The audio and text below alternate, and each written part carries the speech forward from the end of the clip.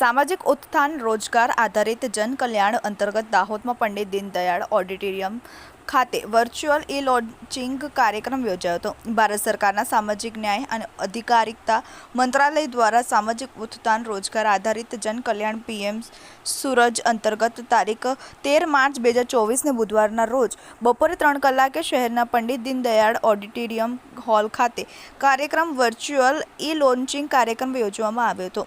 આ કાર્યક્રમમાં પ્રધાનમંત્રી નરેન્દ્રભાઈ મોદી અને મુખ્યમંત્રી ભૂપેન્દ્રભાઈ પટેલ વર્ચ્યુઅલી જોડાઈને 1 લાખથી વધુ એસસી, ઓબીસી અને સફાઈ કામદારોને ક્રેડિટ સપોર્ટ કાર્યક્રમ નિમિત્તે લાભાર્થીઓ સાથે સંવાદ કરશે।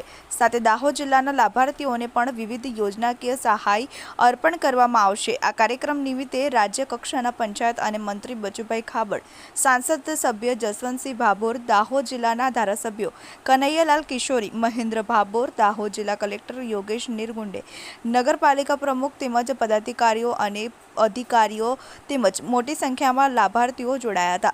આ રાષ્ટ્રીય કક્ષાના કાર્યક્રમમાં 522 જેટલા જિલ્લાઓ વર્ચ્યુઅલ રીતે જોડાયા હતા, જેમાં શ્રમિકો, સફાઈ કર્મચારીઓ અને ટેન્ક ક્લીનર્સને વિવિધ સહાયના લાભ વિતરણ થકી લાભાન્વિત કરવામાં આવ્યા હતા। તેમજ શ્રમિકોને આયુષ્માન કાર્ડ અને પીપીઈ કિટ્સનું વિતરણ કરાયું હતું। કાર્યક્રમનો ઉદ્દેશ સામાજિક અને આર્થિક રીતે પછાત વર્ગને મુખ્ય ધારામાં લાવવાનો અને તેમને વિવિધ સરકારી યોજનાઓ થકી લાભાન્વિત કરવાનો છે।